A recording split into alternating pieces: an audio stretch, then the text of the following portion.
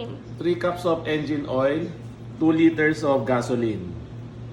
Pag nalagay, puno na yan. Then, plug the starter. Itusok to, i-plug to. Para gumana yung kuryente. Just push it in, no? Then, turn the gas switch to on. Ito yung gas switch to on position. Then, turn on the choke. Turn on the engine switch to on position. Start by recoil. The engine will run. After the engine runs, return the choke to the original position. Once to shut down the engine, just push this switch down.